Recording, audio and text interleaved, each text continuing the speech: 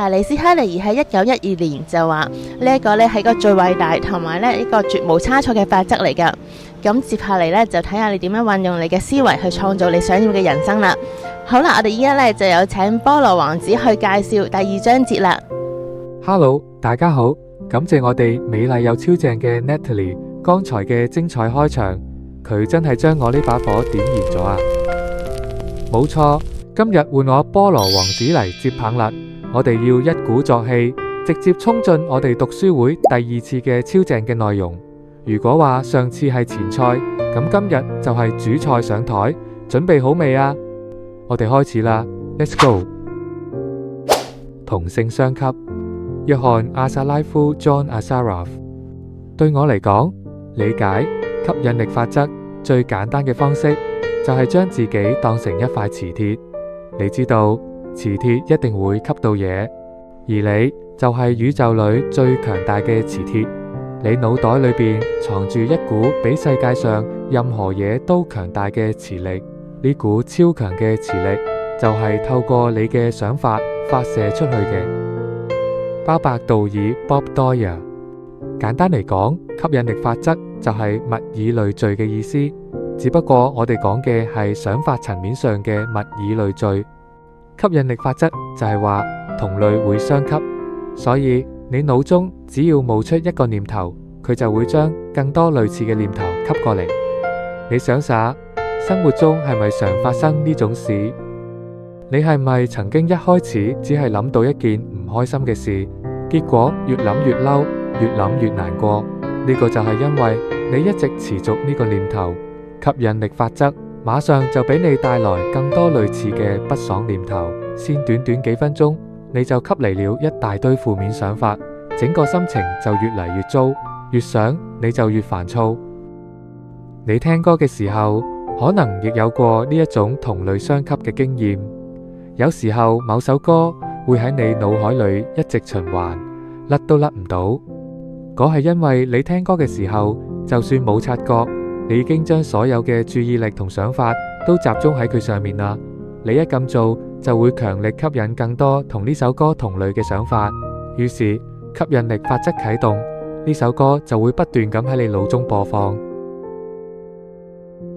約翰阿薩拉夫。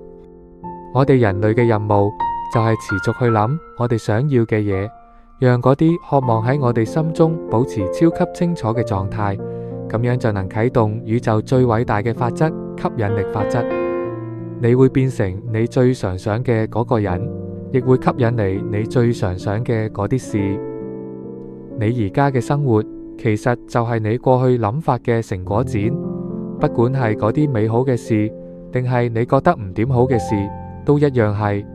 既然你最常想嘅事會俾你吸過嚟，咁要搞清楚你生活中各種情況背後嘅主要想法，簡直輕而易舉，因為佢就攤喺你嘅人生裏面。但而家一切都要不一樣啦，因為你已經知道呢個秘密啦，只要去運用佢，你就能改變一切。鮑伯普克特 Bob Proctor。你喺心裏想乜嘢，最後你手上就會攞到乜嘢。如果你能夠喺心裏一直諗住你想要嘅嘢，並且讓佢變成你最主要嘅念頭，咁你就會把佢帶進你嘅人生中。麥克道利 Mike Dooley。呢個原理用一句話就能總結：想法會變成真實。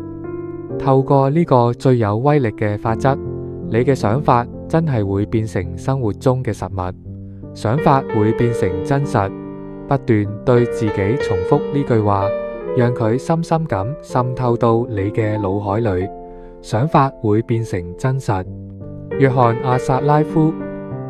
大部分人唔知道嘅係，想法係有頻率嘅，而且係可以被測量嘅。所以當你一再不斷咁諗住某件事，喺腦中想象擁有新車，賺到需要嘅錢，開一家公司，揾到另一半。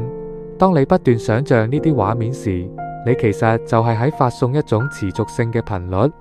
喬維泰利博士 Dr. Joe Vitale。 你嘅想法會發出磁力訊息，然後把一模一樣嘅東西吸翻嚟俾你。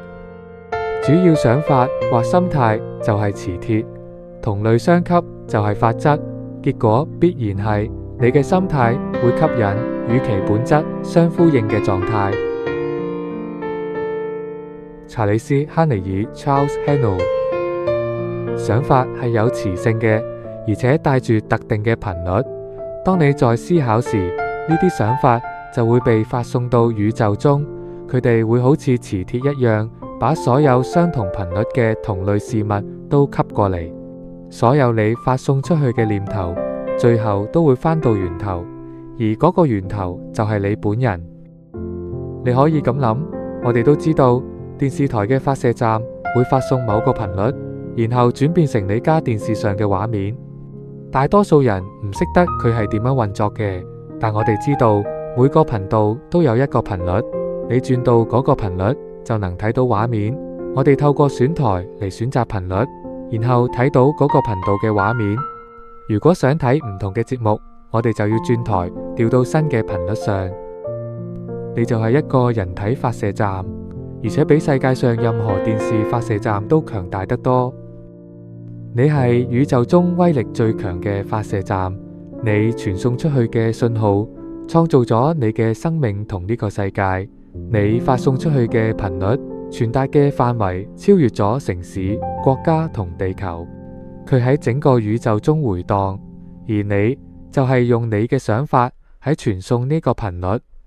你透過想法傳送嘅畫面，呢啲唔係客廳電視機裏面嘅影像，而係你嘅人生畫面。你嘅想法產生咗頻率，然後佢哋就會吸引該頻率上嘅同類事物，再傳送返到你身上，變成你嘅生命畫面。所以，如果你想改變生活中嘅任何事情，就請改變你嘅想法嚟轉換你嘅頻道同頻率吧。好啦，各位朋友，今日嘅分享就到呢度告一個段落啦。希望你今日聽得超級過癮啦。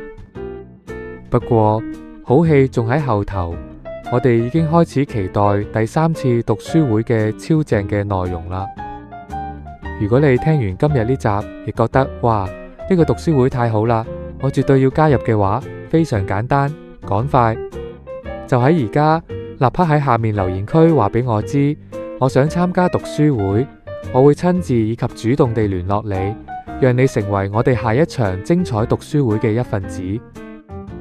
唔好再等啦，我哋在讀書會等你啦，記得訂閱、按讚，我哋下集見，拜拜。